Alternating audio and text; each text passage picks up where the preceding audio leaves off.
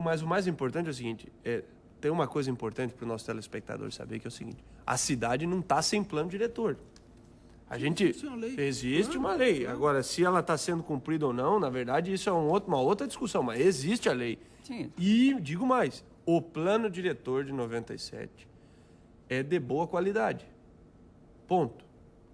Porém, o que veio depois do plano diretor de 97 não necessariamente seguiu os mesmos critérios técnicos e científicos ou para elaboração do plano diretor. E esse é o cuidado que nós temos que ter daqui para frente. Senão nós vamos fazer um outro plano diretor agora em 2009, 2010 e daqui a 2 anos nós vamos estar falando que o plano diretor não funciona de novo. Então eu não estou discordando de ti, não. Estou concordando. Eu só estou dizendo que às vezes a discussão nos leva a crer que aqui em Florianópolis não tem plano diretor. Tem plano diretor. Porém, o plano diretor foi modificado em diversas vezes e em alguns momentos a lei de zoneamento até ela é utilizada para suprir uma deficiência do plano diretor, mas existe um plano diretor. Mas veja bem, cara amor, claro que existe. Agora, o Estatuto da Cidade obrigou a prefeitura a refazer, e aí nós entramos num outro problema, de novo no calendário. Aliás, o prefeito Dário Berger, ele foi pressionado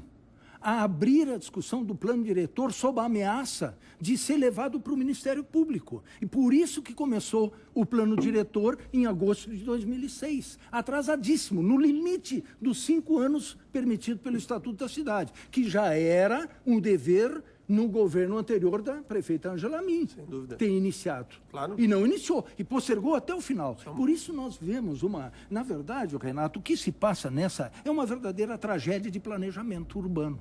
Porque o Estatuto da Cidade mandava que a prefeitura, aquelas municípios de mais de 20 mil habitantes, teriam que iniciar no prazo limite, até 2006. Sob a ameaça das entidades do movimento popular, né, Jair? Entre as quais a UFEC, que está aqui representada, o governo começou com o Hildo Rosa Ponta em agosto de 2006. E foi uma pressão para começar. E aí que foi instituído o núcleo gestor. Isso já deveria estar pronto. Perfeito. Deixa eu entender o seguinte. A cidade está perdendo, né, cara amor? Vocês têm total razão e eu estou concordando. O meu comentário é só no seguinte sentido. Se nós estamos diante, vou usar tuas palavras, de uma tragédia de planejamento, a gente precisa avançar para o que há de possível, claro, né? E não ficar negando tudo. Né? Agora, se a gente...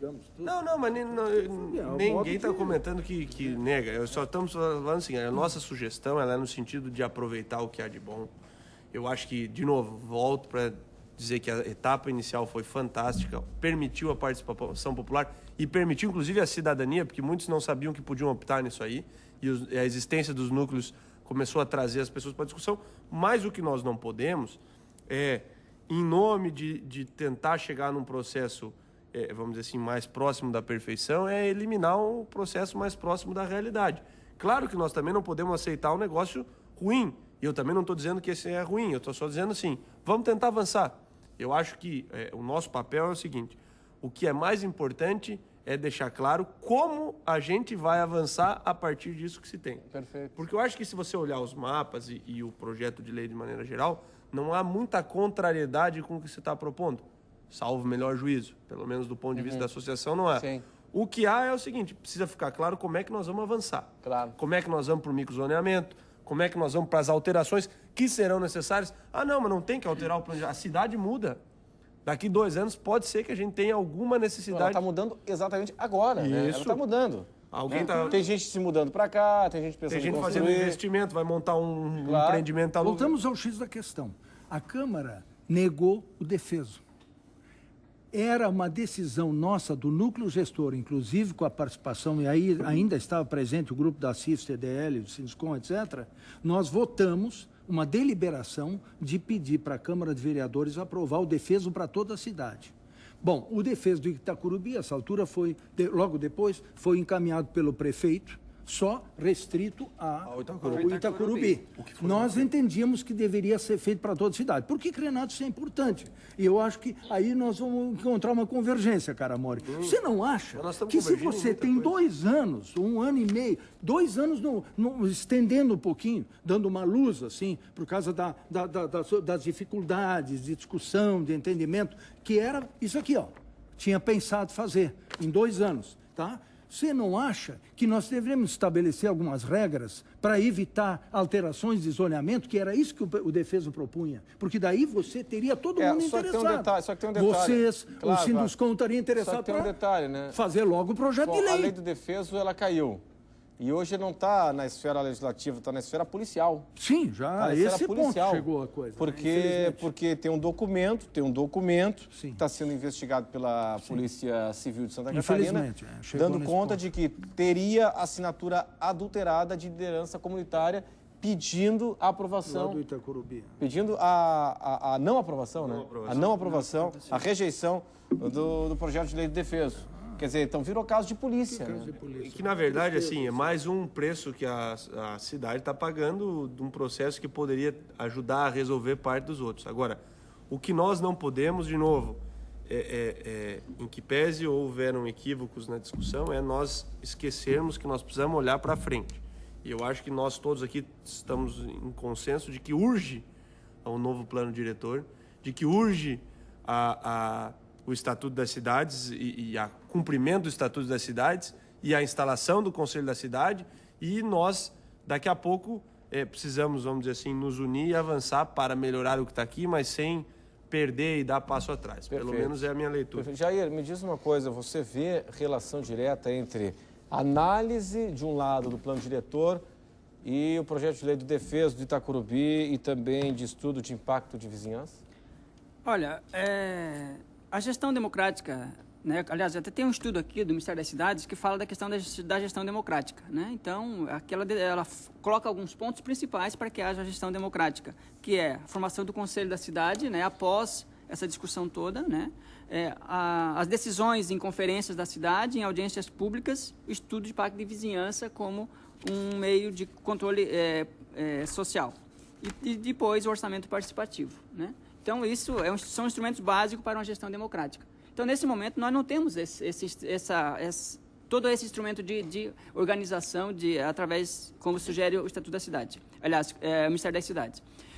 Enquanto nós estávamos discutindo no núcleo gestor durante 3 anos, né, o que deveria ser a sociedade civil mais o poder público, com seus técnicos e secretarias, eles estavam por fora trabalhando todo o processo de desenvolvimento da cidade. Todos os projetos foram aprovados por fora do núcleo gestor. E naquele momento nós queríamos que houvesse uma parada das construções, enfim, ou que os projetos fossem trabalhados pelo núcleo gestor. Isso não aconteceu. O grupo técnico da prefeitura continuou trabalhando e fazendo projetos por fora das discussões do núcleo gestor. Então, por aí já criou para nós, né, uma desconfiança de que o processo todo nós estávamos sendo usados, né? Se nós estávamos discutindo um novo plano diretor e fora daquela discussão, antecipadamente, estava se encaminhando, inclusive, o PPA, que são 4 anos, né, de planejamento do poder público, tudo por fora do núcleo gestor. E o orçamento, quem decide é o prefeito, né? Não existe...